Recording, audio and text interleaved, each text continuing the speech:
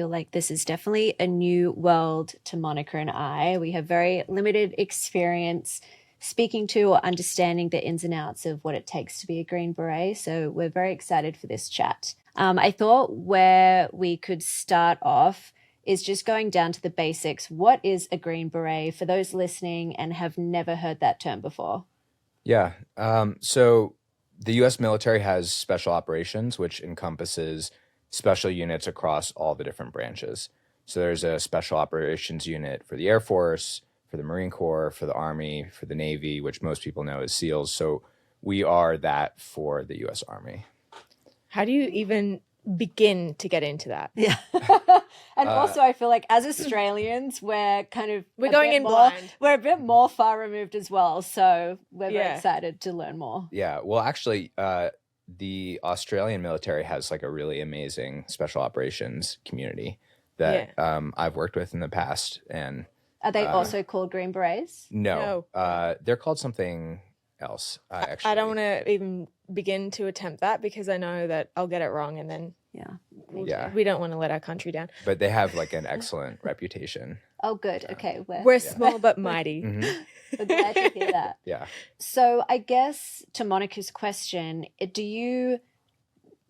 do you even get into that? Do you enter the Army and then is it a path that you always wanted to go down, or did you have special skills to then move into that? How does that even start? So the Special Forces, which is like the technical name, Green Berets is just sort of like a nickname. Mm-hmm. Special Forces in the Army and then Navy SEALs have a direct recruiting pipeline where they'll take someone from the civilian world and in exchange for signing away X years of service, they'll guarantee you a slot at selection.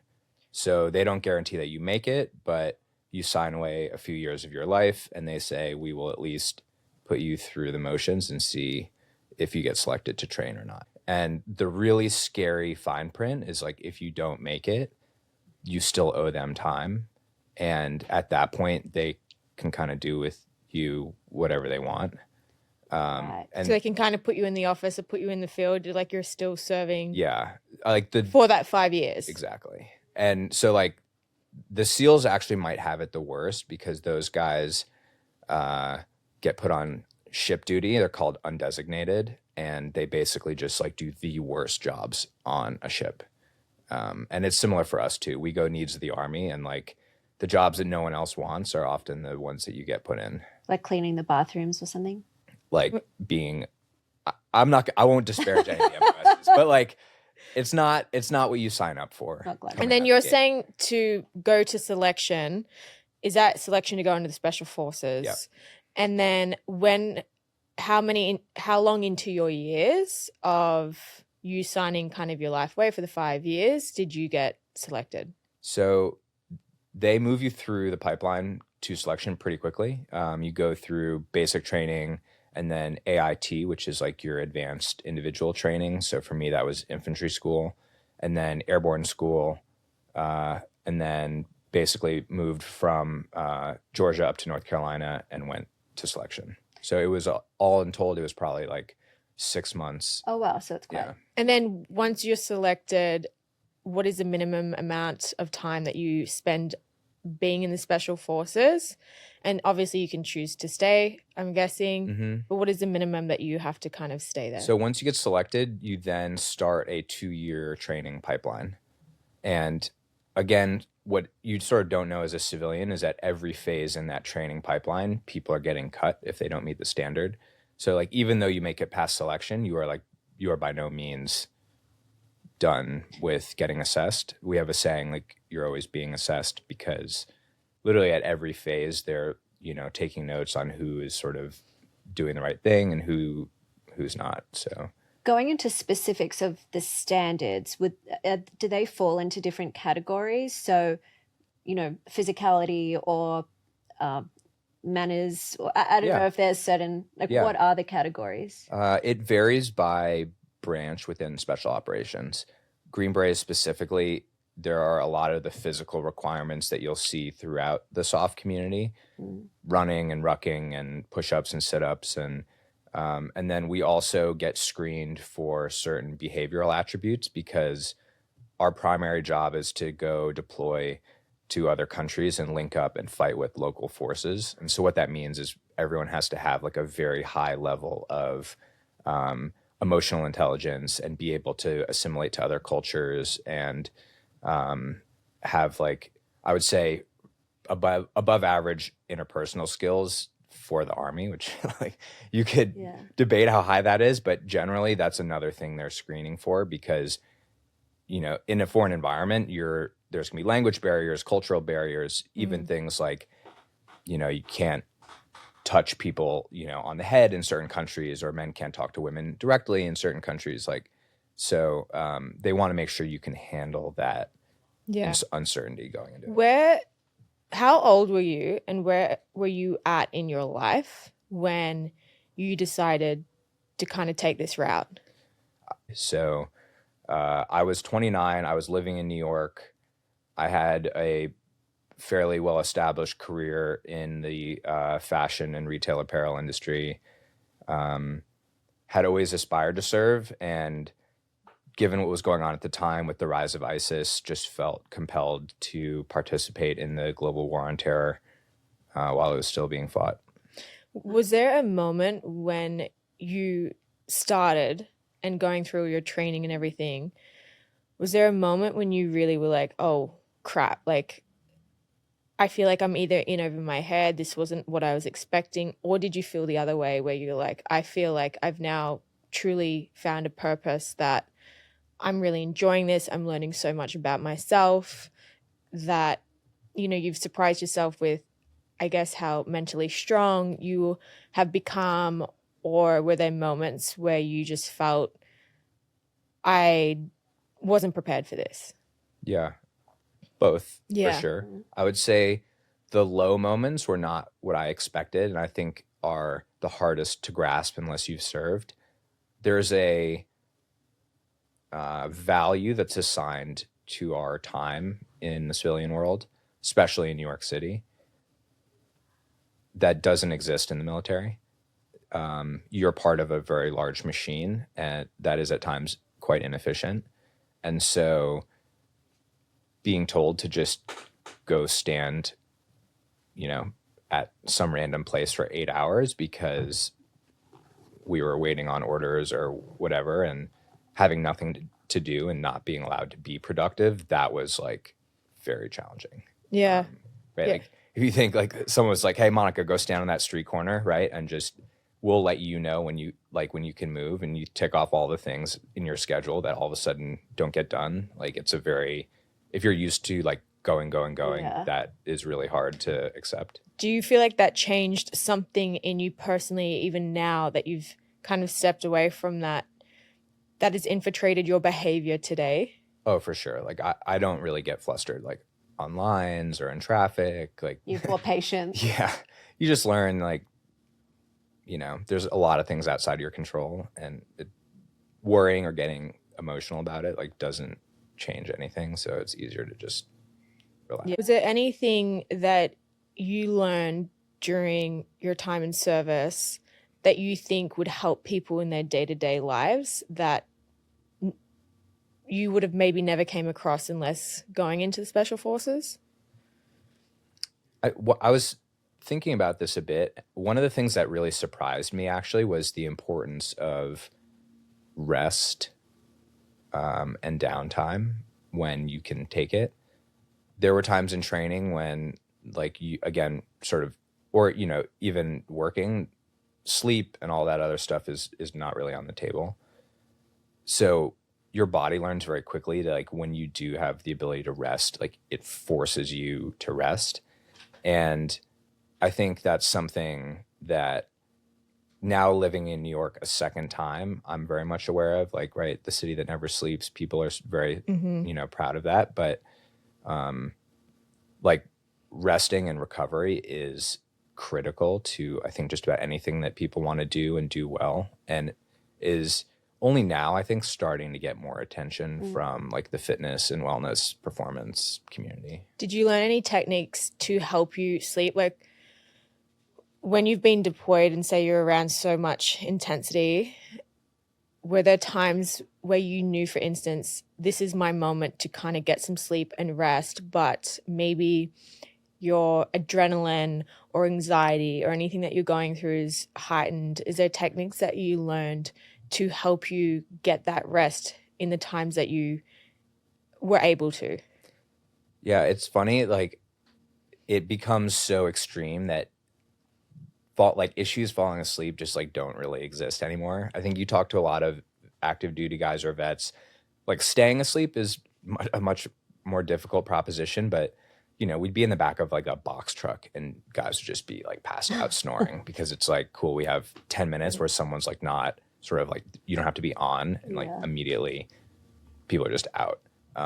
That being said, one thing that I started doing in the Q course, which is like our training pipeline, and have continued doing, is like checking in with your body physically.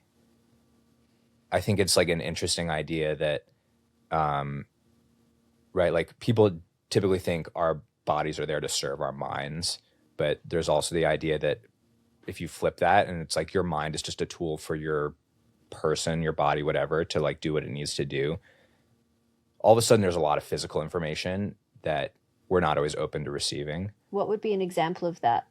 So like on some of the events that we had to do that were really, really long and really, really demanding on your body, like I'll give you an example, a 12-mile road march with a 75 pounds on your back for time, right? So you are like cooking the whole time. And if you're doing that, a good time for that is like 2.5 hours or under. The standard is 3 hours, so you have to make it in 3 hours. And especially for someone like me with short stubby legs, like I'm just running the whole time. And to do that, like as you get into hour 2, like muscles start tightening. Like if you guys have ever done like a really long endurance race or whatever, you start to feel pain and all this other stuff. And being able to like focus on that and give your body the attention it needs to say like, okay, like I'm acknowledging that like this is hurting, that I'm putting a lot of stress, and like trying to relax that part. That type of communication with your like physical self, I've found to be really, really helpful. I want to kind of talk about a little bit your first deployment. Obviously, there's a lot of details that, you guys can't go into, but I want to touch on what was going through your mind when you were told you're off to your first deployment. Definitely nervous. When you arrive on a team, you are like the lowest man on the totem pole. There's like some traditions about like having to address people. So in the special forces community, we relax a lot of the military standards. Guys call each other by their first names instead of their ranks. Grooming standards are sometimes like allowed to lapse a little bit. Guys will grow up beards for deployment. And but when you're the new guy, like none of that applies. Everyone is like by their rank and like very formal. You have to like be invited into the team room. And so that like adds to this level of like, don't fuck it up. Like, but I was excited. Yeah. I mean, at that point it had been, close to 3 years from sort of like committing to this path to selection and training and all that. And I was just excited to go do the thing and be part of, this larger effort. Did you experience something while in deployment that really took either a toll on you or was a heartwarming experience? It could be, something that was substantial in either way. Yeah, absolutely. The greatest part of what we do is interfacing with like the local fighters. For a lot of these guys, like the people they meet on soft teams are like some of the only Americans they'll ever encounter. And so I think it's like really incumbent on you to be an ambassador for your country and, or for the West if, you're not from the United States.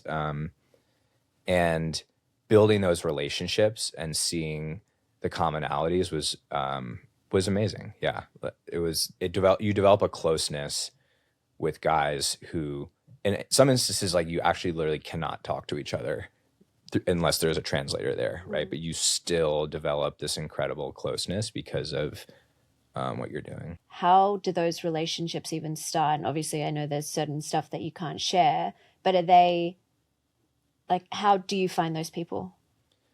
So ideally, those relationships are being cultivated long in advance of needing them. That's part of like the intelligence apparatus is learning like who are the influential people, and trying to see where there's sort of commonality in terms of like what the United States wants to achieve and what a local group wants to achieve. Yeah. And then one of the things that that I was really blown away by is like some of these relationships are built over years. And typically in diplomacy, I always used to think, you have like in the movie, right, you'll have like the president calling someone another president, or what, it's like very high level. But at it's actually like so many different levels, whether it's peer to peer, like the Aussies in the US, or to a host nation force. There's like a lot of touch points. Like generals are talking to generals and colonels are talking to colonels. And what's really good about that is like it helps like alleviate any issues from wild like personalities or wild cards or whatever, right? Because like at many different levels, people are reinforcing this sort of like these shared values. And that was really cool to see. That's great. And obviously, as you mentioned before, part of the training process is understanding who has those interpersonal skills. But do you also have training on emotional intelligence, how to connect with these folks? Is that something that you either have or you don't? Can you build that up? Yeah, we definitely do train on it. The saying that we always had going through the schoolhouse, especially in those instances, is like, don't be weird. That's like bottom line, just like like don't be a weirdo. Yeah. And that gets you like pretty far. Do you also get training on tempo? Because I feel like in very high energy level situations, controlling you, like you're saying, you come to New York, you're in traffic, you're very patient with it. Is there training, or is it something that you think people in special forces naturally adapt, which is to help control that temper? And one thing I try and learn in my life is never react on reaction and sit with it before you react. Yeah. I'm not saying I'm the best at it, but it is something I try and be mindful of. Do they try and teach that, or do you think that comes with the high intelligence aspect of it all? So they certainly filter for it. Like in selection, one of the greatest ways to figure out like who can control their temper is to like start depriving people of sleep, start restricting their food intake, like make them miserable and hot and tired and all these other like very uncomfortable, and then just like start increasing the pressure. And you learn very quickly like who can handle their shit and who can't. And that's like that's one of the things they're looking for is like, can you control your emotions? Another thing I'm really curious about is in this day and age, obviously there's so many movies, video games with violence.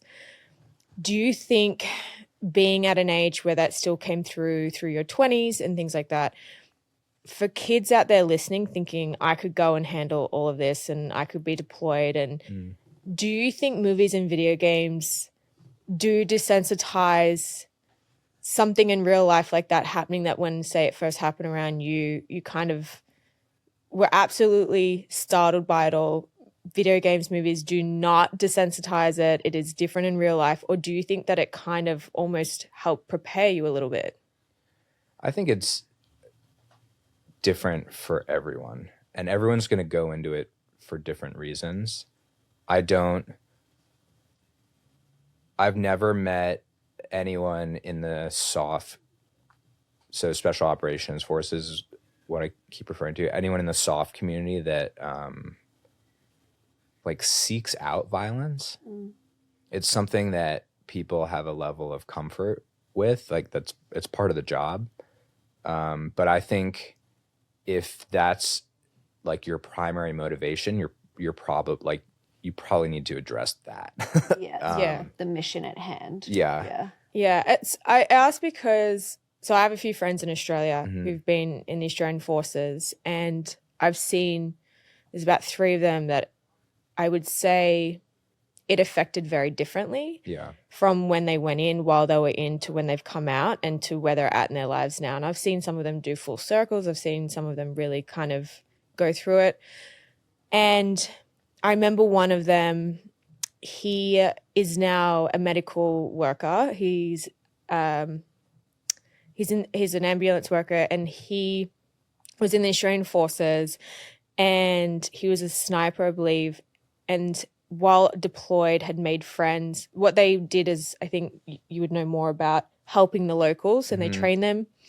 And one of the people they were training turned on them in the camp, and at night snuck out. And his best friend, who was on guard, was taking a quick leak by the fence, and this local came, took his gun, and shot him and killed him.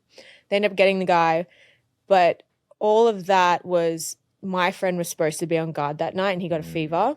Yeah. And so the guilt that kind of went through him, and I saw him when he came back, kind of the destruction that went through him. And I remember him telling me, he was like, he's not a violent person. He doesn't seek out violence, but he goes, I see so many kids these days that play these violent video games and watch movies. And it's not that they go out seeking violence, but he goes, you think that you can handle something in real life where you can see, when you have Ryan Reynolds and all these people on Yeah. killing people, and you think It's like glorifying it's not that it's cool or that you can go out and do that, but that you can handle it. And I think the biggest shock to him was, this is not like the movies. This is not like the video games. Like, I thought I could handle it. And it's all the little things that add up. And for him, seeing his friend die while being deployed on duty when he should have, he really was a cherry, like the straw that broke the camel's back for him. Yeah. And I would just remember that statement where he's like, I thought growing up watching these movies and these video games that I would mentally be able to handle it. Yeah. And I think, I wonder, do a lot of young people out there enter into their army thinking, I can handle it? Yeah. I think there's always culturally, perhaps biologically, there's something in young males that drives them to take sort of risk-seeking, aggressive type behavior, right? Which is often like conflict oriented. I think even before video games and movies, like men were still glorifying, right, like fighting and dying and all this other stuff. I think it's absolutely true. Like, it's not a video game or a movie. Like, there's no respawning. Yeah. And I think everyone's going to have some sort of trauma reaction to that type of exposure. And then how people deal with that or don't, I think then a lot of times determines the outcome. So it's not like a new problem. It's always existed. And I think you always hear like people who've been through it, or like there's nothing you can do to prepare. And how do you deal with it now? A lot of therapy. I think I think trauma reactions are like is something I'm very interested in, because so much in life, right, can trigger trauma. And even though today we live relatively comfortable lives, like things happen to people. And there's actually a guy named Sebastian Junger who wrote a book called Tribe. And one of the things he talks about is the role that communities played in helping people overcome trauma. And that's also something that I think is really, really important, and also very, very challenging given sort of the state of community today. So for me, I think the incredible closeness in the veteran community, and for me, I've even found like it extends also to like law enforcement or people in, emergency responders, right? Like people who have to deal with, these very intense, near death or death experiences. There's just sort of like a general understanding, and leaning on those connections is super valuable. Yeah. What is some advice you'd give to family members and friends of those who are in all those fields of work and experience that throughout their careers, what is something that family members and friends can do to either help be there for you or just give you the space in certain ways? Or what is something that you think those listening to be like, how can I support my loved one through all of this? It's an incredibly alienating experience.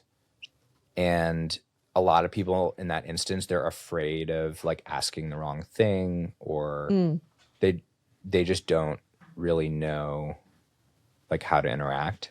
And I think I would say like don't worry about all that. Just find a way to connect with people. That's like the important part, is not necessarily talking about the thing, or like you know, some people are not going to want to get into it at all, but they do want connection. Everyone wants connection. And the more that you can extend a hand in any way is going to be helpful. How would you find a sense of community in a city like New York? It's challenging. I mean, I think that's one of the great genius innovations of the athletic clubs, right? Yeah. Is which is how we met, through the athletic clubs. is helping people create that. For me, it's been my jiu-jitsu gym. I trained at the Renzo Gracie Academy before I even went into the Army, and some of the guys that I trained with are still there. And coming back to New York, realizing like a lot of my friends had moved out of the city and moved on. A lot of my family was scattered all over the world now.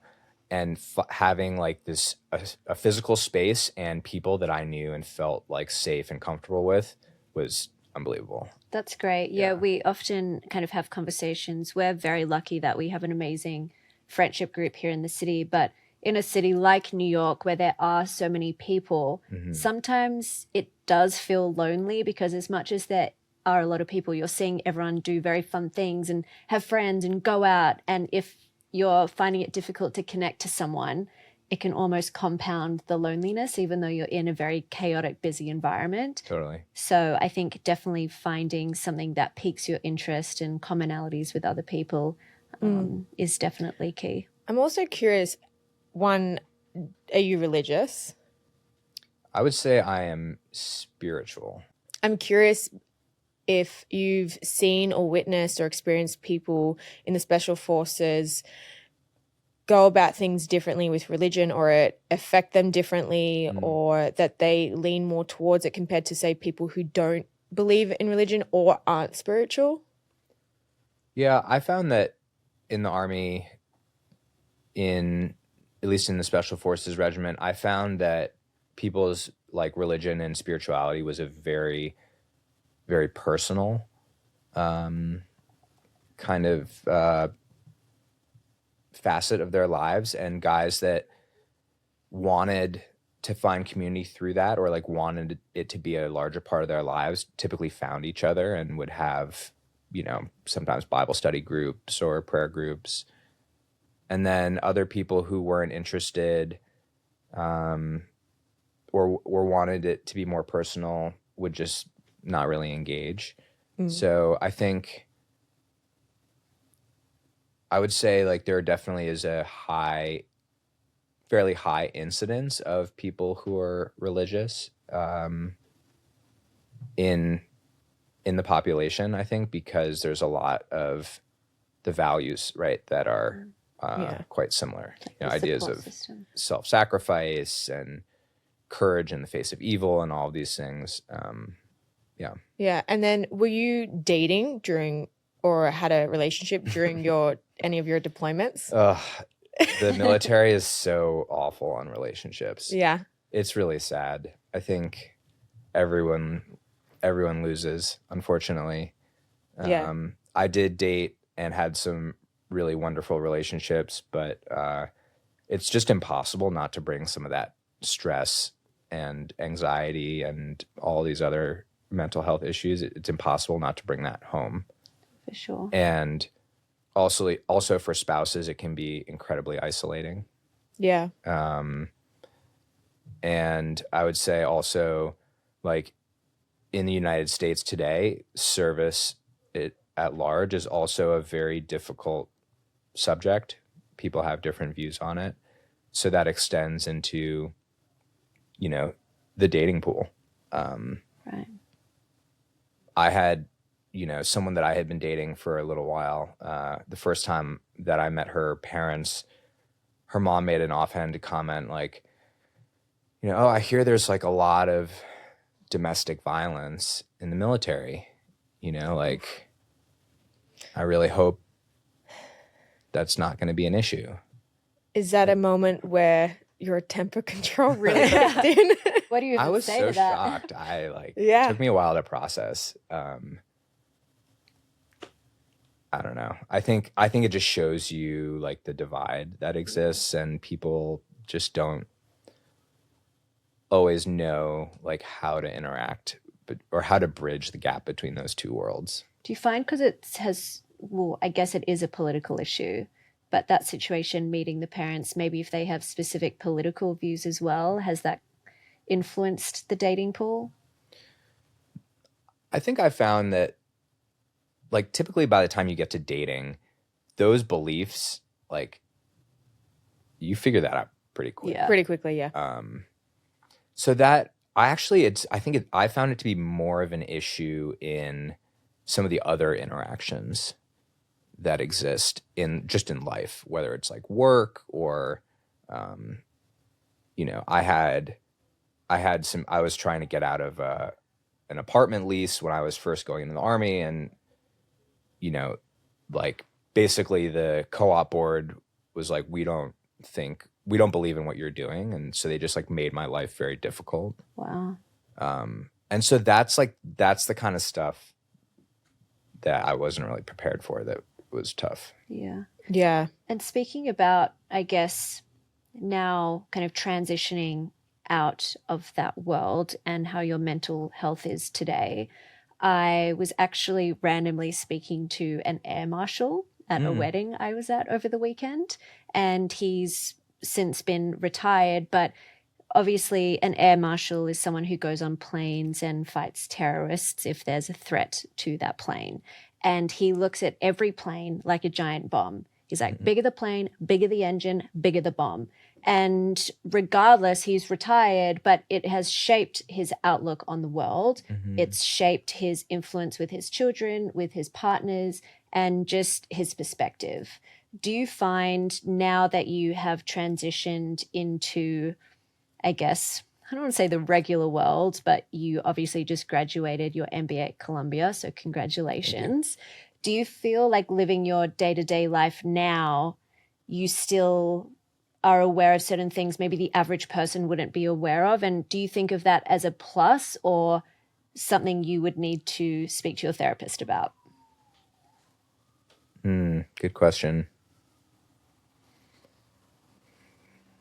I think the awareness, it depends. If you can accept the fact that like none of us are actually in control of pretty much anything, then it's not a big deal. If you're someone that has a lot of trouble with like letting go and embracing that idea, yeah, like it can be tough. Like, I think that's why you see among that community, military, law enforcement, like there is this higher incidence of people who like do a lot of like prepper stuff, whatever, right? Like What stuff? like preparedness, Oh, right? It's like a right. big, it's just sort of like something a lot of guys and gals get into. What do you mean? What is that? Like having, do you have a first aid kit in your apartment? No. Stuff like that. Gotcha. Yeah, like you're prepared for worst case scenario. Yeah. I think so. Maybe, although I'm not somebody who has been in the special forces, police force, anything like that. One thing as an Australian coming to America that I didn't realize was really going to affect me in my day-to-day or experiences throughout New York, especially. In Australia, you're not really worried about somebody pulling a gun on you. Even though I grew up in a country, on the farm, we had guns. It's a very different law system there. I think people don't realize. anyone can go get a gun, but it's like a driver's license. You have to go take a test. You have to take a mental test, all these things. You have to keep your guns locked up in a cabinet, bullets in a separate cabinet. They'll come do a random check. If they're not, you're in big trouble, big hundreds of thousands of dollars worth of fine, jail time, things like that. So people take it very seriously. I think here in New York, there can be so much violence happening on a day-to-day, and you won't hear about 99.9% of it. When I moved to New York, I didn't realize that any time I was in a big public place, whether it be a cinema, whether it be a concert, I would walk in and go, okay, if someone walked in here and had a gun or something, where are my exits? What would I do? Where would I hide? Would I jump down here? And I still to this day do that. I go in mentally thinking, what would I do if someone walked in here? What would I do if all of a sudden this happened? And I remember this was during COVID, kind of when the cinemas first started to open up again. And I went with a friend to the cinema after a year or two of not going. And I saw someone with a quite large backpack go into the restroom and then come out without it. And I was like, this is it.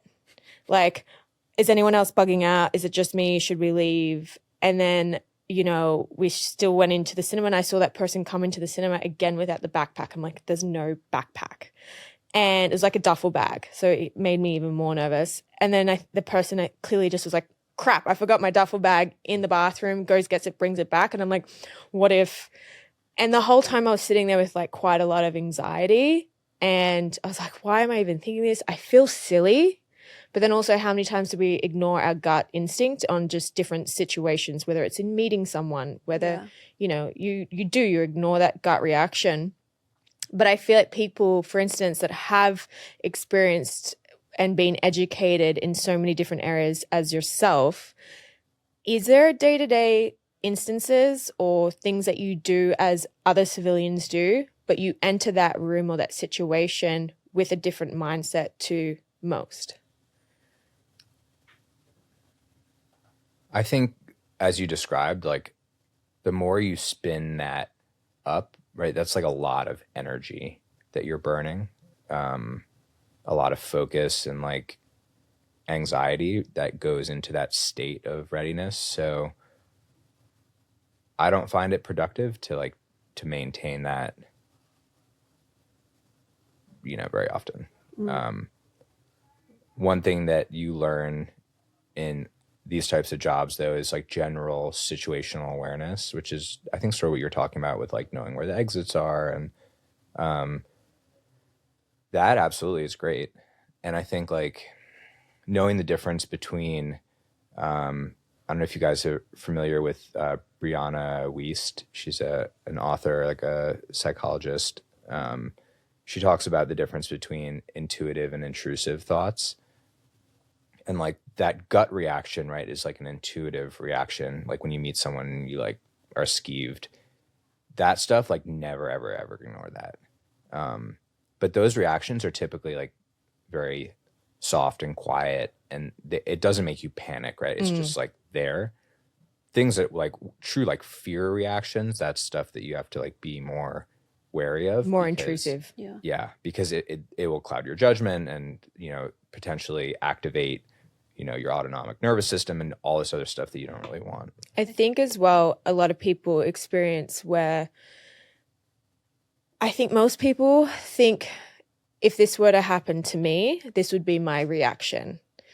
And then something happens and they freeze in fear, which is a very normal human reaction. Through all the preparation that you've done through Special Forces, was there ever a moment, despite all of your training, that you just froze in fear or just froze or panicked in that moment? Or do you feel as though your training really stood firm and behind you to help you deal with every situation? I found the training to be very effective in removing that hesitation. And the more you train and the more highly trained you are, especially guys who are like in tier 1 units, which are even right above what we do, like their reaction times get so fast because they just practice it over and over and over again. So, yeah, like I would definitely say compared to like when I started versus now, like I think the hesitation is way less because you just become more comfortable with sort of like reacting quickly and decisively in the moment. And Has that helped you also with your mental health and how you react to a flow of energy or feelings? I would say like, I don't know, it can be a problem because I think I have like a lot lower tolerance for just like bullshit. Well, that was going to be my next question as well, because everyone has a different perspective on what's a big deal, right? Yeah. And obviously, someone who has experienced some of the things that you have experienced, you might look at a situation that someone thinks is a big deal and it's taking up a lot of head noise for them, and you just can't relate. Your perspective is so much higher. Yeah. Your threshold is so much higher. Do you find it hard to relate to people sometimes in what people care about because of what you've experienced, or how do you kind of navigate that perspective as well? For sure. It's tough. I mean, I think like a lot of it comes down to risk tolerance, and right? Like what amount of risk are people comfortable with? And, all the vets at school were laughing because like people, going into our first midterm block, our first semester, most of our classmates, are like freaking out, and, we're all like laughing because this doesn't matter. So that, yeah, that can for sure, that like disjointedness can be tough. And I've experienced, I think a lot of veterans, I'll speak for myself, I've experienced friction in the workplace for that reason, because the like what it takes for me to feel like very activated is so much higher that people will be like, oh, like why isn't this? Why don't you feel? Why aren't They you can acting take it like as this? you don't care. Yeah, Yeah. and it's like, well, because Yeah. it doesn't Yeah. really matter. What is some advice that you would give to somebody thinking about applying and signing up for this? I would say the more that you can understand your motivations, the better you'll be at making a decision. There's like so many good authors and podcasters and thought leaders who talk about like how to get that self-knowledge. So I think like there's a tremendous amount of resources, but I think knowing like why you're going to do the thing is really, really important. The military in the United States is a great vehicle for people who don't have a lot of options, right? It is still an amazing place for getting educational benefits and healthcare and employment and all these other things. So that is like a very respectable reason to do it, right? And like, you can get certain jobs in the military that will give you training that translates directly to civilian jobs afterwards. So I think being clear on like what you're trying to achieve will help you make the right choice. Do you feel fulfilled in the years that you put in? Do you feel like there's more that you have to give? Yeah, I've found over the last 2 years in school doing a lot of that like inward looking work. I don't feel like I'm done yet with things that are like a bit more service oriented. So I'm trying to figure out now like what that looks like. And I think, it's different for everyone. Some people will do 2 or 3 years and never look back, and that's fine. Some people will do, 25 years and it's like, the most important thing in their lives and everything in between. Obviously, you've been saying that you're thinking of going back. So I'm assuming that, you're in a good place. But how are you today? I think I've found like my life has taken a lot of different strange turns. It's both, I think, a blessing and a curse. Like I follow what I'm interested in and curious about. So,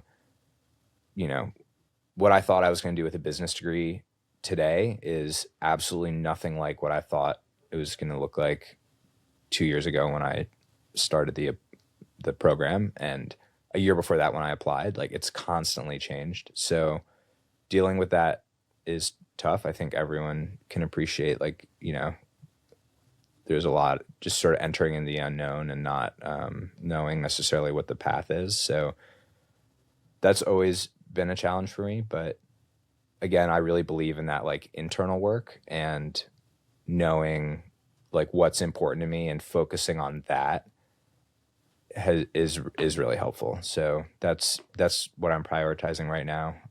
I don't necessarily know like exactly where it's going to lead, but I'm trusting that, you know, if it feels important to me, it feels that way for a reason. Yeah, for sure. Well, personally, I want to thank you for everything that you've done for your country and ours as well. I think that it takes a lot of courage and a lot of strength for anyone to put their hand up voluntarily and go through everything that you have and experience everything that you have.